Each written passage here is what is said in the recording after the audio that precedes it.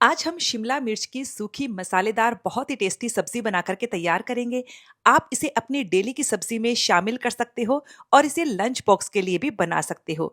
Try कीजिएगा, बहुत tasty recipe है।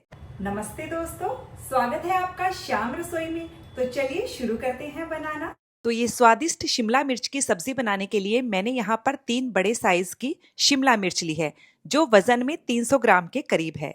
शिमला मिर्च को अच्छे से धोकर कट कर लेंगे और इसके जो बीज हैं वो हम हटा देंगे और इसे हम चौकोर टुकड़ों में कट करके तैयार कर लेंगे। शिमला मिर्च को हमने काट लिया है। अब हम कढ़ाई में 4 बड़े चम्मच बेसन लेंगे। बेसन को हम धीमी आंच पर तब तक भुनेंगे जब तक कि इसका हल्का सा कलर चेंज ना हो जाए और इसमें से बढ़िया सी खुशबू ना आने लग जाए। तो ये देखिए, बेसन को मैंने 6-7 मिनट के लिए भुना एकदम धीमी आंच पर।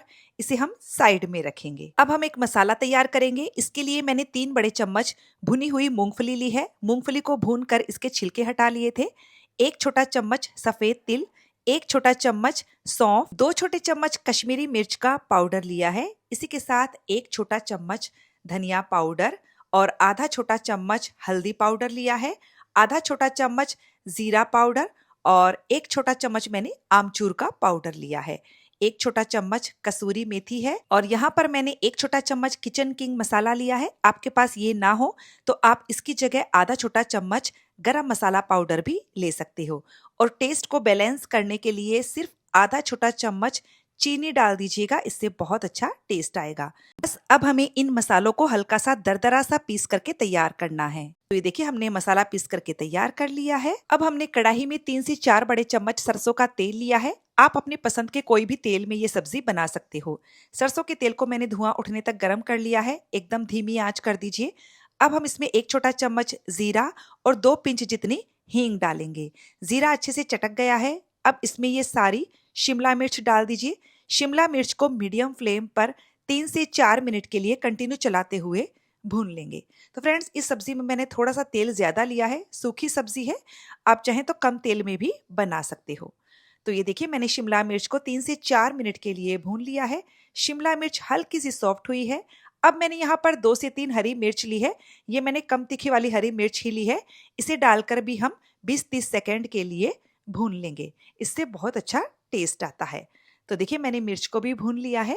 अब हम इसमें डाल देंगे बेसन, जो हमने भूनकर रखा था। तो मैं एक साथ नहीं डाल रही हूँ, चम्मच से आप इस तरह से फैलाते हुए बेसन को डाल दीजिएगा। तो मैंने जितना बेसन भुना था सारा ही इस्तेमाल कर लिया है और जो हमने मसाला बनाया था वो भी हम इसमें सारा ही डाल देंगे और स्वाद के अनुसार नमक भी डाल दीजिए। बस अब हम धीमी आंच पर सारे मसालों को, शिमला मिर्च को और बेसन को अच्छे से मिक्स कर लेंगे। तो ये देखिए, सारी चीजें बढ़िया से मिक्स हो गई है और बस अब हम क्या करेंगे, हल्का सा इस पर पानी का छींटा डालेंगे, एकदम हल्का सा, जिससे जब हम इसे ढककर पकाएं तो मसाला जले नहीं। और अब हम इसे ढककर 2 से 3 मिनट धीमी आंच पर पकाएंगे। सब्जी को हमने ढककर 2 से 3 मिनट धीमी आंच पर पकाया। अब हम गैस की फ्लेम को बंद कर देंगे।